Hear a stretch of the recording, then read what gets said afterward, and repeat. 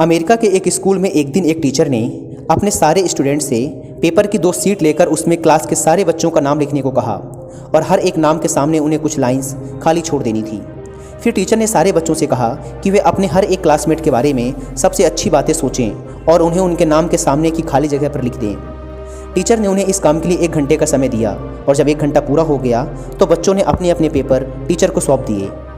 उस शनिवार टीचर ने प्रत्येक स्टूडेंट का नाम एक कागज़ पे लिख लिया और उसके बारे में क्लास की बाकी बच्चों ने जो अच्छी बातें लिखी थी उन सबको उसके नाम के नीचे सूचीबद्ध कर दिया। सोमवार को उसने प्रत्येक स्टूडेंट को उसके नाम का कागज़ सौंप दिया। अपने बारे में बहुत सी अच्छी बातें पढ़कर क्लास के सारे बच्चों के चेहरे पर मुस्कान आ गई।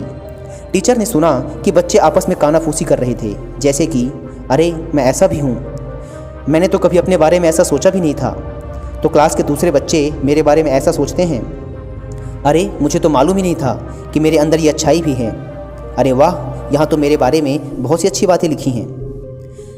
मैं तो अब तक सोचता था कि सारे बच्चे मेरे बारे में गलत ही सोचते हैं, मैं कभी नहीं जानता था कि मैं किसी के लिए कुछ मायने भी रखता हूँ। तो इस तरह की बातें बच्चे कुछ देर तक आपस में करते रहे। उस दिन के बाद उन पेपरों के बारे में क्लास में दोबारा कभी बात नहीं हुई, लेकिन इस एक्सपेरिमेंट ने अपना उद्देश्य पूरा कर लिया था। छात्र छात्राएं आपस में और एक दूसरे से खुश थे। क्लास में अब पहले से ज़्यादा शांति और बच्चों के बीच में एकता देखने को मिलती थी। समय गुजरा और छात्रों का यह समूह आगे बढ़ गया। कई साल बाद 1973 में अमेरिका वियतनाम युद्ध के दौरान उनमें से एक स्टूडेंट की मौत हो गई। उसकी वह टीचर भी अपने उस स्टूडेंट के अंतिम संस्कार में शामिल हुई। इससे पहले उस टीचर ने कभी किसी सैनिक को सैन्य ताबूत में नहीं देखा था। वह बहुत ही सुंदर और मैच्योर लग रहा था। चर्च उसके दोस्तों और रिश्तेदारों से खचाखच भरा हुआ था। एक एक करके उसके चाहने वाले ताबूत के पास जाकर अंतिम दर्शन करने लगे। ताबूत को आशीर्वाद देने वालों की लाइन में सबसे पीछे उसकी वह स्कूल टीचर ही थी। जब वह उसके ताबूत के पास खड़ी थी तब वहाँ खड़े सैनिकों में से एक ने आकर उससे पूछा, क्या आप ही मार्क की मैथ की टीचर थी? उसने सिर हिलाया, हाँ। फिर उस सैनिक ने कहा, मार्क आपके बारे में अक्सर बहुत सी बातें किया करता था। अंतिम संस्कार के बाद मार्क के बहुत से स्कूली फ्रेंड्स एक साथ खड़े होकर आपस में बातें करने लगे। मार्क के माता पिता भी वहीं खड़े थे, जो काफ़ी देर से उस टीचर से बात करने की प्रतीक्षा कर रहे थे। उस टीचर को अपने पास बुलाकर मार्क के माता पिता ने कहा, टीचर हम आपको कुछ दिखाना चाहते हैं। यह कहकर उसके पिता ने अपने जेब में से एक पर्स निकालते हुए कहा, यह हमें मार्क की मौत के बाद उसके कपड़ों में से मिला था। फिर उन्होंने पर्स के अंदर से एक कागज़ का टुकड़ा निकाला जो कि देखने में काफ़ी पुराना लग रहा था, जिसको बार बार फोल्ड और अनफोल्ड करने की वजह से उसमें बहुत सी लकीरें पड़ चुकी थी। काफ़ी हद तक फट भी चुका था, लेकिन फिर भी बहुत शालीनता के साथ संभाल कर रखा गया था। मार्क के माता पिता उस कागज़ के टुकड़े को टीचर की ओर बढ़ाते हुए कहते हैं, हमें लगता है यह मार्क के स्कूल के समय की कोई याद है जिसे उसने इतना संजो कर रखा हुआ था। टीचर को बिना पढ़े ही पता चल गया कि मार्क के प्रत्येक क्लासमेट ने उसके बारे में जो अच्छी बातें कही थी, जिसे उसने एक साथ एक कागज़ पर लिख कर दिया था, यह वही कागज़ का टुकड़ा है। यह घटना देखकर मार्क के पुराने क्लासमेट जो कि वहाँ खड़े आपस में बातें कर रहे थे, टीचर के चारों तरफ इकट्ठा होने लगे।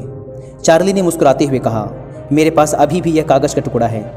टॉम ने कहा, वह पेपर आज भी मेरे बेडरूम के टेबल में रखा है।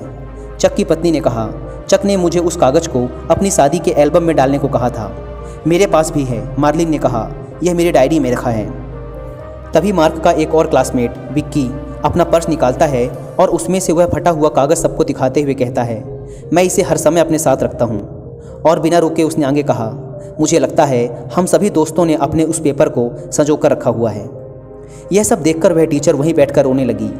वह मार्क के लिए रोई, वह उसके दोस्तों के लिए रोई जो उसे फिर कभी नहीं देख पाएंगे।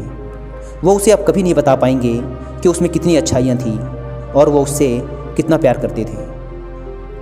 दोस्तों, हम लोग यह भूल जाते हैं कि एक दिन जीवन समाप्त हो जाएगा। हम नहीं जानते कि वो एक दिन कब होगा। इसलिए उन लोगों को बताएं जिन्हें आप प्यार करते हैं, जिनकी आप परवाह करते हैं कि वे कितने विशेष, कितने महत्वपूर्ण हैं आपके लिए। उन्हें बताएं इससे पहले कि देर हो जाए।